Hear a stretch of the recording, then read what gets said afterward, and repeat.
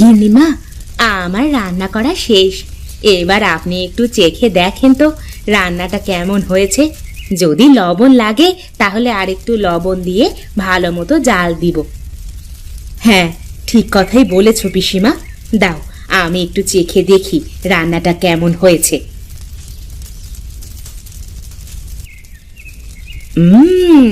আরে বাহ, আজকের রান্না তো খুব মজা হয়েছে পিসিমা। বলতেই হয়, তোমার রান্নার হাতটা কিন্তু খুব দারুণ। এবার খাবারগুলো টেবিলে দিয়ে দাও তো দেখি, আমার যে আর তর্স হয়েছে না। ঠিক আছে গিন্নিমা, আপনি যান, আমি এখনই খাবারগুলো সব টেবিলে সাজিয়ে দিচ্ছি। আর একটা কথা পিসিমা, যাবার সময় খাবার নিয়ে যেতে একদমই ভুলবে না কিন্তু। আর হ্যাঁ, কালকে কিন্তু তোমাকে আর আসতে হবে না। কালকে আমরা একটু বাইরে নেমন্তন্ন খেতে যাব। কালকে কি তাহলে আর রান্না করব না গিন্নিমা? আরে না না, তুমি রান্না করবে। আমরা তো দুপুরে খাবো, কিন্তু রাতে তো আর না খেয়ে থাকতে পারবো না। তুমি কাল সকালে না এসে ঠিক দুপুরে আসবে। দুপুরে এসে আমাদের রাতের খাবারটা রান্না করে দিয়ে যাবে। ঠিক আছে গিন্নিমা, আপনি কোনো চিন্তা করবেন না। আমি কাল দুপুরেই এসে রান্না করে দিয়ে যাব।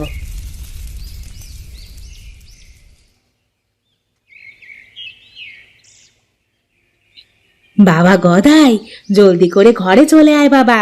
আমি তোর জন্য খাবার নিয়ে এসেছি। ঠান্ডা হওয়ার আগেই খাবারটা খেয়ে যা। ঠিক আছে মা, তুমি যাও, আমি এই বাঁশগুলো ঠিক মতো কেটে তারপরে আসছি। সারাদিন দা কাছি নিয়ে এসব বাঁশ টাস কেটে কি যে করিস কে জানে। এসব ছেড়ে তো একটা কাজ বাজ খুঁজতে পারিস নাকি? আমার তো বয়স হয়েছে, আর কতদিন এভাবে সংসারটা চালাবো বলতো? কিছু একটা না করলে এভাবে আর কতদিন চলবে বল? উফ মা, আমাকে আর জ্বালাতন করো না তো। তুমি এখান থেকে যাও, আমি একটু পরে খেতে আসছি। সারাক্ষণ শুধু কাজ আর কাজ। আমাকে কে কাজ দেবে শুনি? আর আমি কি কাজটাই বা পারি? সারাক্ষণ এই বাঁশ টাস কেটে ছোট ছোট জিনিসপত্র বানানো ছাড়া আর কি কাজটাই পারি আমি মা? এটাও তো পারতি না। ভাগ্যিস তোর বাবা বেঁচে থাকতে অন্তত এই কাজটুকু শিখিয়েছিল। কিন্তু এই কাজ বাড়িতে বসে বসে আর কদিন করবি?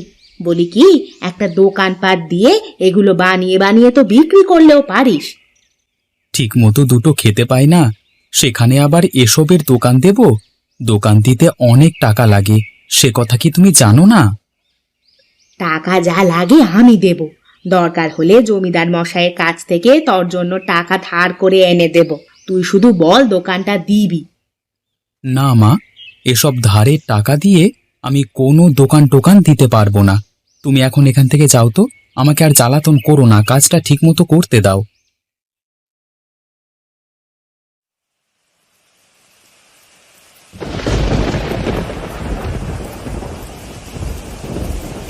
বাবা গদাই, আজকে রান্নাটা কেমন হয়েছে রে? তোর কাছে মজা লাগছে তো? তোমার হাতের খাবার মা, মজা না হয়ে কি আর উপায় আছে? শোন বাবা, আমাদের ঘরের পেছনে তো অনেকগুলো চাল কুমড়া ধরেছে। তুই বাসায় অলসের মতো বসে না থেকে ওগুলো তো বাজারে বিক্রি করলেও পারিস।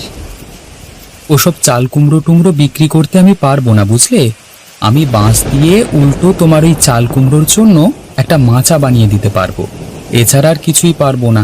আমাকে সব চাল কুমড়ো বিক্রি করতে বলো না মা, ওসব আমাকে দিয়ে হবে না। এভাবে বলিস না বাবা, মানুষ পারে না এরকম কোনো কাজ নেই। তুই শুধু একবার চেষ্টা করে দেখ, দেখবি সব কাজই তোর দ্বারা হবে। মা, এই শেষবারের মতো বলছি, আমার সামনে এসব কথা আর বলো না, নইলে কিন্তু ভাত রেখে উঠে যাব। আরে না বাবা না, তুই খা, আমি আর কোনো কথাই বলবো না।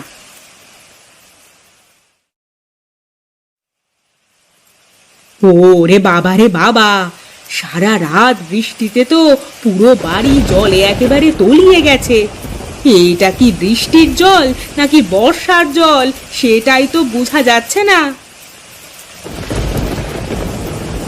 আরে এ কি মা, বাইরে তো এখনো অনেক বৃষ্টি হচ্ছে।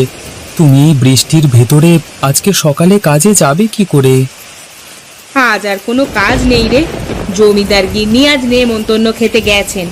আমাকে বলেছে দুপুরের পরে যেতে, কিন্তু এখন দেখ যেভাবে বৃষ্টি নামছে এইভাবে যদি বৃষ্টি নামতেই থাকে তাহলে তো মনে হয় না দুপুরেও যেতে পারবো বলে। কি বলো মা, দুপুরে যেতে পারবে না মানে? তুমি কাজে না গেলে আমরা খাবো কি? এখন বুঝ, সামান্য একটু বৃষ্টির কারণেই খাওয়ার আশা বন্ধ হয়ে গেছে, আর আমি যদি কাজ ছেড়ে দিই তখন কি হবে সেটা এখন ভালোভাবে বোঝ। এখনো বলছি বাবা, সময় আছে, তুই একটা কাজ খুঁজে নে। এভাবে আর কতদিন চলবে বলতো? ওই তো তুমি আবার শুরু করে দিলে তোমার পুরনো কাহিনী। তোমার ওই পুরনো কাহিনী আমার আর একদম ভালো লাগে না মা। আরে দাঁড়া বাবা দাঁড়া, রাগ করিস না।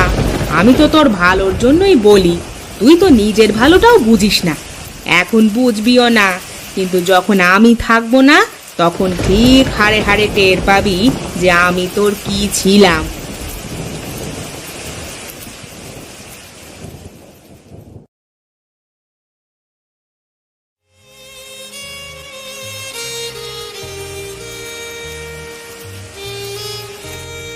আরে এ কি মা, তুমি দেখছি এখনো জমিদার বাড়িতে যাওনি। এদিকে যে আমার খুব খিদে পেয়েছে, খিদের জ্বালায় তো আমার একটুও ভালো ঠেকছে না। কি বলছিস বাবা? সেই সকাল থেকে বৃষ্টি নামতে নামতে এখন দুপুর গড়িয়ে আসছে। এই বৃষ্টির ভেতরে আমি জমিদার বাড়িতে কিভাবে যাব?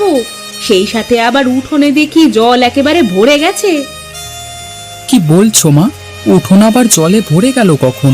কই আমি তো দেখলাম না। হায় রে পোড়া কপাল, ঘরে বসে খেতে খেতে দেখছি তোর চোখ দুটোকেও তুই খেয়ে ফেলেছিস।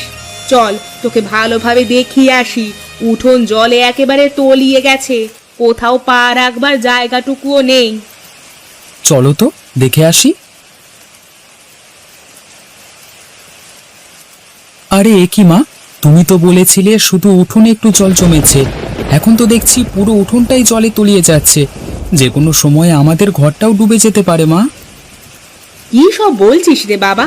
তুই জলদি করে কিছু একটা কর, নয়তো মা ছেলেকে এই জলে ডুবে মরতে হবে। আমাকে কিছু করতে বলছো মা? কিন্তু আমি কি করব? চারিদিকের সবকিছু তো বৃষ্টির জলে একেবারে ডুবে গেছে, এখন আমি কি করব? শোন বাবা, ধৈর্য ধর আর ঠান্ডা মাথায় চিন্তা করে দেখ এখান থেকে আমরা কিভাবে বের হব। নয়তো এই বৃষ্টির জলে মা ছেলেকে জলে তলিয়ে ডুবে মরতে হবে। এখন কি করি? হ্যাঁ, এই তো পেয়েছি। চলো মা, আমরা সাঁতার কেটে এখান থেকে চলে যাই। কিন্তু বাবা, আমি তো সাঁতার কাটতে পারি না। আর তুই যদি আমাকে রেখে একটা নৌকা নিয়ে আসতে যাস তাহলে ততক্ষণে এসে দেখবি আমি একেবারে ডুবে গেছি। আমার মাথায় তো কিছু আসছে না মা, তো তুমি একটা কিছু ভাবো তো।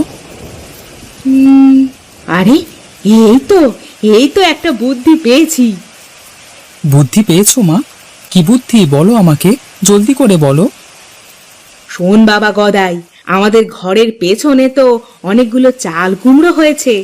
তুই তো সেগুলো কখনোই বাজারে বিক্রি করিসনি। তুই এখন একটা কাজ কর, ওই চাল কুমড়োগুলো দিয়ে একটা নৌকা বানা। তুই তো দা বটি দিয়ে বেশ ভালো ভালো জিনিসপত্র বানাতে পারিস। এখন একটা চাল কুমড়ো দিয়ে নৌকা বানাতো দেখি।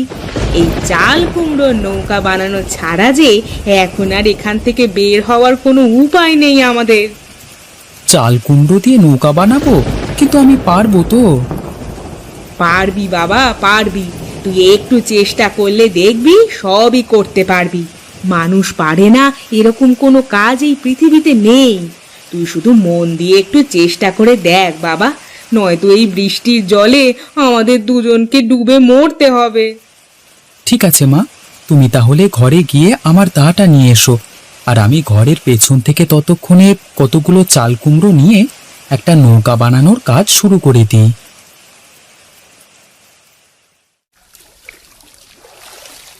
মা দেখো, আমি তোমার কথা মতো চাল কুমড়োর নৌকা বানাতে পেরেছি। মা, আর দেরি করো না, জলদি করে চাল কুমড়োর নৌকায় উঠে পড়ো।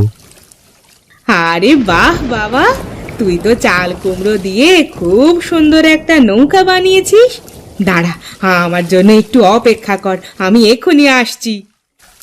আরে মা দাঁড়াও, তুমি আবার ঘরের ভেতরে কেন যাচ্ছ? জলদি করে নৌকায় উঠে এসো মা।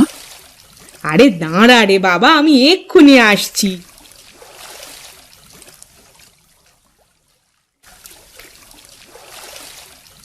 নে বাবা, এবার তো চাল কুমড়ো নৌকা চালা। ঠিক আছে মা, আমি এক্ষুনি চাল কুমড়োর নৌকা চালাচ্ছি।